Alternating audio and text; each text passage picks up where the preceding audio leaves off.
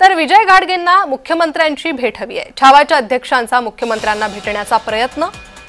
तर विजय घाडगे यांना मुख्यमंत्र्यांचा भेटीसाठी वेळ हवा आहे। छावाच्या अध्यक्षांच्या मुख्यमंत्र्यांना भेटण्याचा प्रयत्न करण्यात येतोय। तर त्यांना झालेल्या मारहाणी संदर्भात ते मुख्यमंत्र्यांची भेट घेऊ इच्छित आहेत, मात्र त्यांना भेटीसाठी वेळ मिळणार का हे पाहणं महत्त्वाचं असेल। तर आपल्या विरोधात कट रचण्यात आला होता असं घाडगेंचं म्हणणं आहे आणि या संदर्भातच मुख्यमंत्र्यांशी त्यांना चर्चा करायची असल्याचं कळतंय आणि या संदर्भातच त्यांना मुख्यमंत्र्यांची भेट हवी आहे।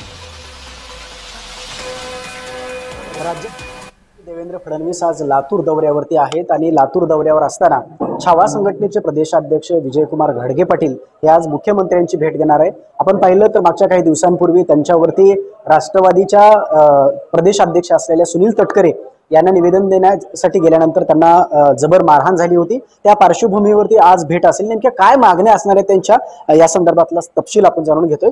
स्वतः घाडगे पाटील माझ्यासोबत आहेत। दादा, तुम्ही आज मुख्यमंत्र्यांची भेट घेणार आहेत, काय भेटीचा वेळ दिलेला आहे, तुमच्या काय मागण्या असणार आहेत मुख्यमंत्र्यांकडे? नाही, मुख्यमंत्री साहेबांना आमच्यावर जो हल्ला झाला त्या संदर्भात भेट घेणार आहे। राष्ट्रवादी काँग्रेस पक्षाच्या गुंडांनी आमच्यावरती हल्ला केला होता शेतकऱ्यांच्या पोरावरती आणि तो पक्ष त्यांचा मित्र पक्ष आहे सरकारमधला।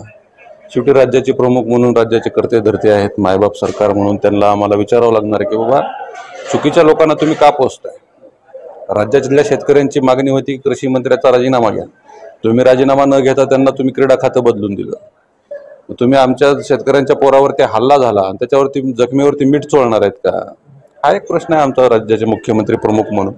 त्यांना हा प्रश्न आणि शेतकऱ्यांची कर्जमाफी झाली पाहिजे, शेतकऱ्यांच्या सोयाबीनला 8,500 रुपये भाव मिळाला पाहिजे, शेतकऱ्यांच्या कापसाला 10,000 रुपये भाव मिळाला पाहिजे, शेतकऱ्यांचा पीक विमा वेळेवर मिळाला पाहिजे। शेतकऱ्यांचे सध्या 3 फेज कनेक्शन बंद करण्यात आलेले, डिमांड नवीन कनेक्शन मिळत नाही, शेतकरी अत्यंत अडचणीत आहे।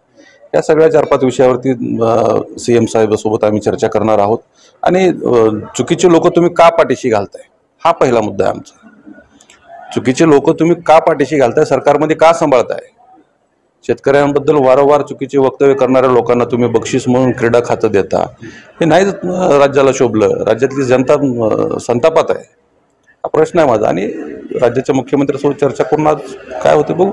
राज्याचे मुख्यमंत्री हेच राज्याचे गृहमंत्री सुद्धा आहेत आणि ज्या पद्धतीने तुम्हाला मारहाण झाली होती त्या मारहाणीच्या नंतर तुम्ही संबंधित जे कोणी आरोपी आहेत त्यांच्यावरती कठोर कारवाई करण्याची मागणी सुद्धा केली होती।